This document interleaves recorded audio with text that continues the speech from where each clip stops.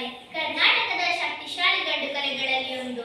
ಇದು ಕುರುಬ ಜನಾಂಗದ ವೀರದೇವರ ಆರಾಧನೆಯಾಗಿದೆ. ಡಲ್ಲನ್ನು ಹೆಗಲಿಗೆ ಹಾಕಿಕೊಂಡು ಕೈಯಿಂದ ಅಥವಾ ಕೋಲಿನಿಂದ ಬಡಿಯುತ್ತಾರೆ. ಇದು ಕೇವಲ ಧಾರ್ಮಿಕ ಕಾರ್ಯಕ್ರಮಗಳಲ್ಲಿ ಮಾತ್ರ ಸೀಮಿತವಾಗಿಲ್ಲ. ಹಬ್ಬಗಳು, ಬಿತ್ತನೆ ಕಾಲ ಮತ್ತು ಸರ್ಕಾರಿ ಕಾರ್ಯಕ್ರಮಗಳಲ್ಲೂ ಜನರನ್ನು ರಂಜಿಸುತ್ತದೆ. ಇತ್ತೀಚೆಗೆ ಹೆಣ್ಣು ಮಕ್ಕಳು ಈ ಕಲೆಗಳನ್ನು ಕಲಿಯುತ್ತಿದ್ದಾರೆ. ಕಂಸಾಳೆ ನೃತ್ಯ. ಕಂಸಾಳೆ ನೃತ್ಯ ಕರ್ನಾಟಕದ ದಕ್ಷಿಣ ಭಾಗದ ಮೈಸೂರು ಚಾಮರಾಜನಗರ ಪ್ರದೇಶದಲ್ಲಿ ಪ್ರಸಿದ್ಧವಾದ ನೃತ್ಯ.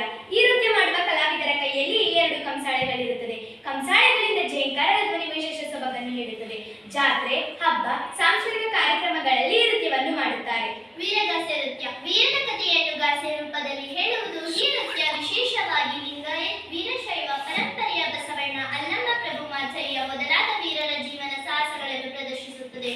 ನೃತ್ಯಕಾರರು ಗಾಢವಾದ ಮೇಕಪ್, ಬಣ್ಣ ಬಣ್ಣದ ವಸ್ತ್ರ, ಹೊಳೆಯುವ ಆಭರಣ, ಕೈಯಲ್ಲಿ ಕತ್ತಿ ಹಿಡಿದುಕೊಂಡು ನೃತ್ಯ ಮಾಡುತ್ತಾರೆ. ಈ ನೃತ್ಯ ದಸರಾ ಹಬ್ಬ, ಜಾತ್ರೆಗಳಲ್ಲಿ ದೇವರ ಸೇವೆಯಲ್ಲಿ